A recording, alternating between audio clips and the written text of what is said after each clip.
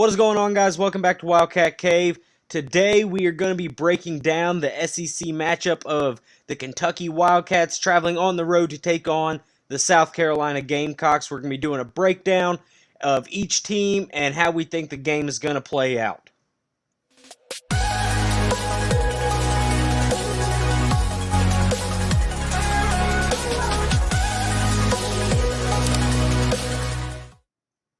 Up first, we have South Carolina. First things first, South Carolina is a team that is not scared of Kentucky by any means, despite the fact that they have lost 5 out of the last 6 meetings with them, whether that be on the road or at home. In their minds, they are the same level as Kentucky, still competing for the same spots in the SEC. In my opinion, that's just not true. Kentucky is clearly the better team, but we can get into that here in a little bit. First things first with South Carolina is their questions at quarterback. Luke Doty was deemed the starter over the summer. He then suffered an injury late in the summer, right before the season. And they had a graduate assistant by the name of Zeb Nolan, who technically still had 1 year of eligibility left. He was on the team as a grad assistant coach. And when Luke Doty went down, they had nobody to replace him, so they took him off the coaching staff, slapped some shoulder pads on him, and he became the starter, used his COVID eligibility to then run the offense for the Gamecocks. He was then injured last week against Georgia in the first quarter, where Luke Doty then came and took back over the offense. I'm not really sure why they wouldn't have their original starter playing if he was healthy enough to play, but for whatever reason, they was holding him out. Maybe just give him that extra week. I'm not sure until they needed him. But either way, right now, neither of their quarterbacks are going to have a great rhythm or great momentum going into this game, especially since Shane Beamer came out today and deemed Luke Doty the starter against Kentucky. You know, he hasn't really played much of a game all season except for whatever he got last week. So he shouldn't have any real great timing or great rhythm with this offense. So I don't expect them to throw the ball a whole lot against Kentucky, even though that has been shown to be Kentucky's defense's weakness. Up next, South Carolina, Williams-Brice Stadium could be a game changer. The stadium holds 80,000-something people. It's going to be packed. And for Kentucky, you have to remember that last year with COVID, any freshmen or sophomores that are on a roster right now have never played in front of a packed stadium SEC, especially for Kentucky, a road game. So last year, obviously, the freshmen last year, now sophomores, they didn't get that experience. And now the freshmen this year, this will be Kentucky's first road game. So it's going to be interesting to see how they handle that road SEC environment. Say what you want about South Carolina, but their fans are passionate. And that stadium, I promise you, will be rocking. They'll be playing Sandstorm. And it's going to be a wild environment. It's going to be a hard environment for their first true road test walking into South Carolina. Next, in my opinion, South Carolina is overall a bad team with some good players. Notably, their safety, Jalen Foster, is first in the country right now with 3 interceptions on the season, 2 of them coming against Georgia. So he's riding his momentum. We saw Will Levis make some bad throws and poor decisions last week and throw a couple interceptions. So if he's not ready or he is underestimating this defense, that could end up becoming a real problem for Kentucky's offense with turnovers, which we've already seen them struggle with earlier this season. Next, their wide receiver Josh Vann is third in the SEC. He has something like 10 receptions for 280 yards. He's averaging almost 30 yards per catch. So, you know, whether you have rhythm or not, he is a playmaker. As long as Luke Doty can get the ball to him, he's going to make plays, and that's going to be the guy that Kentucky really keys on the defensive back with Yusuf Corker and Dort Valentine. We saw Chattanooga and even Missouri to some extent really exploit those positions. So Kentucky's corners and safeties are really going to have to key in and have a big week if they want to not kind of get shocked and get punched in the mouth, and they have to come ready and expect to be picked on early. And then finally, probably their best player is the running back Kevin Harris. He is much like a Chris Rodriguez type, probably a top 3 running back in the SEC, and we've seen Kentucky's D-line struggle. Overall, Kentucky is a good run defense for the most part, They keep teams to about 100 yards per game, and that's going to be a key for them this week. Kevin Harris is a really strong physical running back, and we've seen already this season with Missouri's running backs that we somewhat struggle with that, and we aren't the surest tacklers in the world.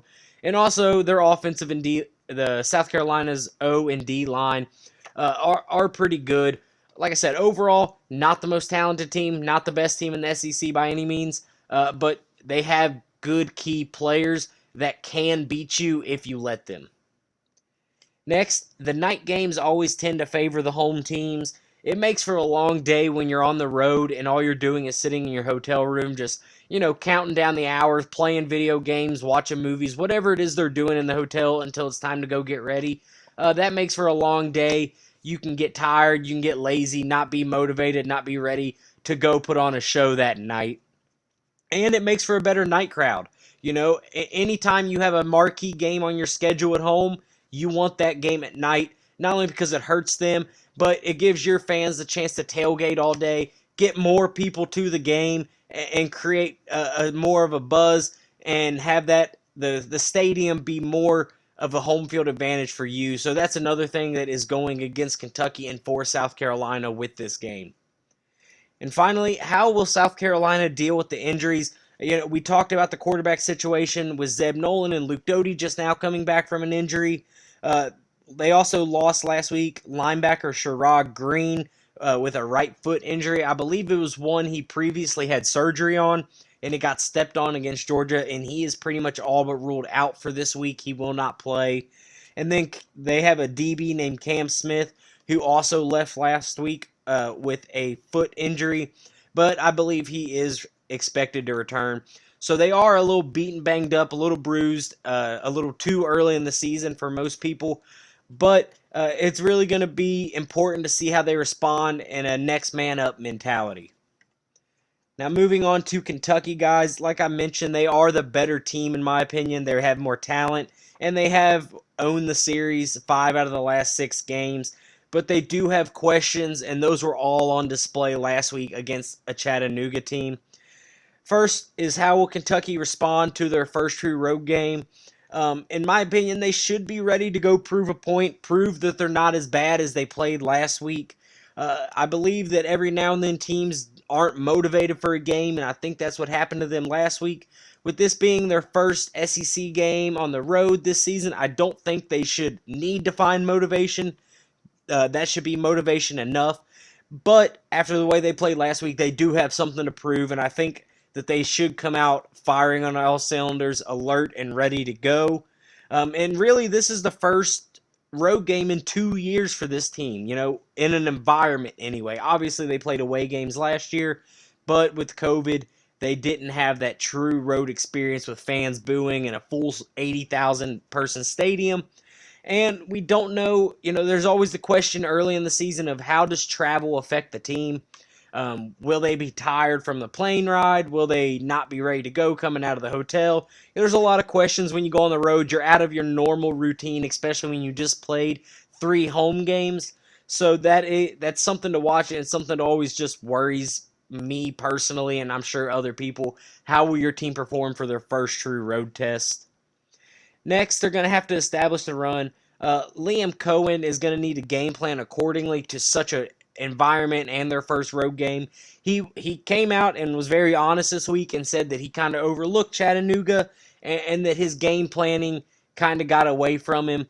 They're going to have to use Chris Rodriguez. They have a superior O-line, one of the best in the country O-line, one of the best in the country running backs. They're going to have to use that to the advantage. Keep the game manageable and let the game come to them. Don't start forcing pass plays. Let Chris Rodriguez and the O-line do what they do. Let them work, eat up clock, and eventually score when you need to or when you can. Work the passes in when they're there, but don't force them. Stick to your bread and butter, especially on the road, an environment that your team hasn't faced before. Next, on the flip side of that, is they have to be able to stop the run. Every team they played except ULM has really ran all over them. I mentioned Kevin Harris for South Carolina. He is an elite running back, and he will run all over you if you let him. I've said Kentucky thus far has had a pretty good run defense. 3 games into the season, averaging 97.3 yards per game. They're going to have to keep Kevin Harris to that. I personally don't believe Luke Doty and their receivers are good enough to beat Kentucky on their own. South Carolina is a team like Kentucky was that relied heavily on the run and their elite running backs. So they're going to have to be able to keep Kevin Harris around that 100-yard mark. If they can do that, I just don't think their passing offense has enough to overcome the deficit in the air that Kentucky can put up on our offensive side of the ball. Next is something we haven't done all season, and that's create pressure. We haven't done that at all, and it is very important to do when you're facing quarterbacks that are either A, less talented, or B, less experienced. Luke Doty obviously hasn't taken many snaps all season. He hasn't found that rhythm. So if Jordan Weaver, J.J. Wright, and Josh Paschal can get to the quarterback, finally, something we haven't done all year, then that could put Luke Doty in some bad situations and force him to make bad throws. The one time we did it against Chattanooga, we saw Tyrell Agen run back the 94-yard pick six. So that shows you how important it is to get pressure on the quarterback. We really have to be ready, and they have to be showing up and ready to put pressure on Luke Doty and give us that edge, and that could prove to be crucial in the outcome of the game. And finally, for Kentucky, is how much does Eric Wolford know? If you don't know who Eric Wolford is, he is now Kentucky's O-line coach. He replaced the late John Schlarman last year when he came over from South Carolina.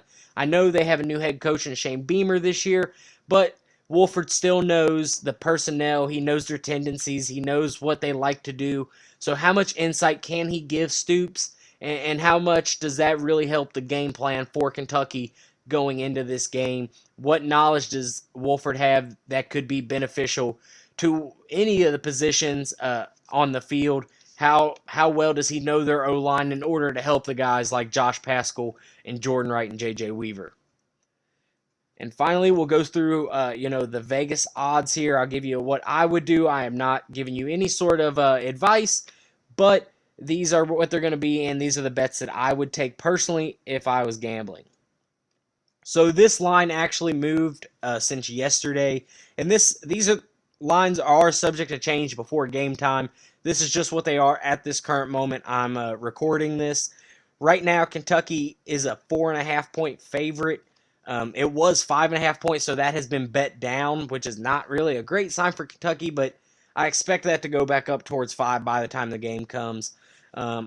Even when it was at 5, I had the Cats covering that. I really think Kentucky is about a 7 to 10 point better team on the road than South Carolina is. So for that reason, I'm going to take Kentucky to cover the spread at a minus 114. Now, if you don't know what the negatives means, the negative is always going to be the favorite, and the positive number is always going to be the underdog.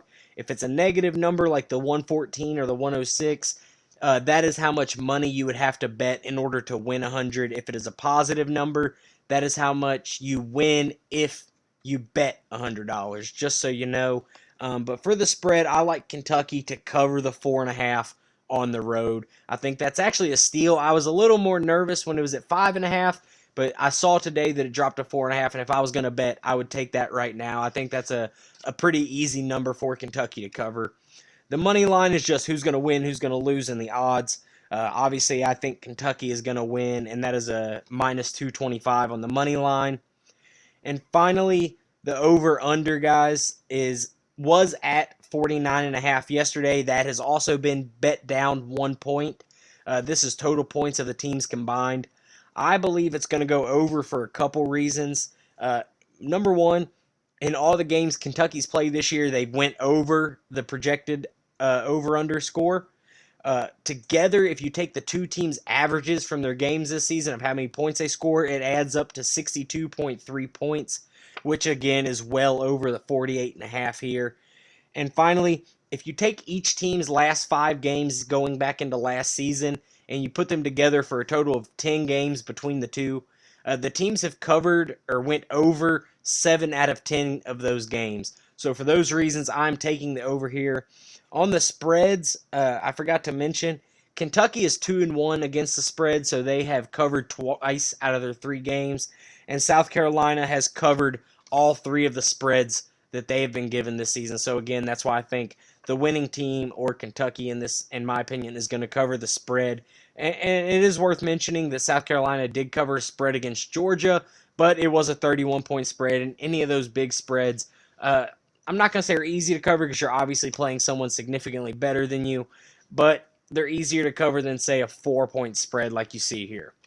So with all that being said, all the gambling and all that good stuff, all the breakdowns, my final prediction for this game, if you guys remember, I hit the ULM prediction dead on, so I'm going to see if I can't do it again here.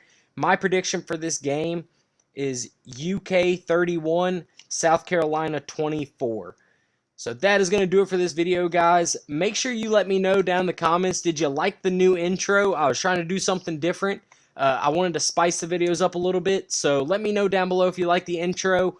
Let me know your predictions for the game as well down there, and I will see you guys in the next video. Go Cats!